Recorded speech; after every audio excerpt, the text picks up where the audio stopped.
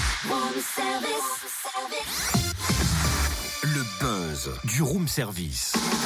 Le buzz du room service. Coup de projecteur sur un talent, un événement, une personnalité de Bourgogne-Franche-Comté. Ah, j'ai failli être à la bourre, mais ça y est, Cynthia, la table est dressée, j'installe le globe terrestre sur une chaise, et voilà, le tour est joué. Mais quel tour ?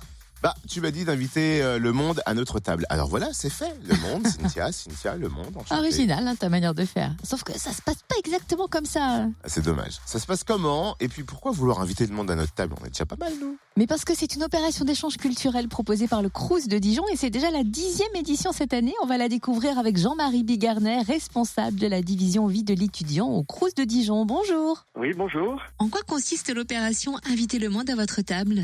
Disons que c'est une opération qu'on mène avec nos partenaires, hein, la ville de Dijon, Dijon Métropole et puis tous les établissements d'enseignement, l'université, Sciences Po, AgroSup, BSB, l'ENSA. Donc c'est une opération qui a pour but d'améliorer l'accueil et l'intégration des étudiants internationaux qui sont environ 3500 à Dijon. On invite donc les habitants de Dijon ou du Grand Dijon, mais même ça peut même aller plus loin, c'est dans la mesure où les familles se chargent de véhiculer les étudiants. De recevoir un ou plusieurs étudiants internationaux lors du repas dominical du 19 novembre 2017.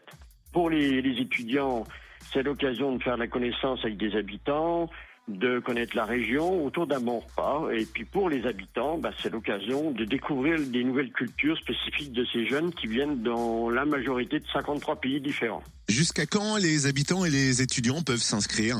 Ils peuvent s'inscrire en principe jusqu'au 15 novembre. Bon, on accepte, ça peut être le 16, le 17. Donc, comment s'inscrire ? On s'inscrit sur le site internet du Crous, www.crous-dijon.fr. Et là, il y a des formulaires d'inscription. Il y a un formulaire pour les habitants, il y a un formulaire pour les étudiants, il y a même un formulaire pour les anglicistes, pour ceux qui ont des difficultés pour parler ou s'inscrire en langue française. Hein. L'important, c'est quand même, c'est la 10e édition. Hein. C'est-à-dire, ça fait depuis 2008 qu'on fait ce projet et nous avons environ 300 participants tous les ans. La plupart du temps, il y a de très bons retours.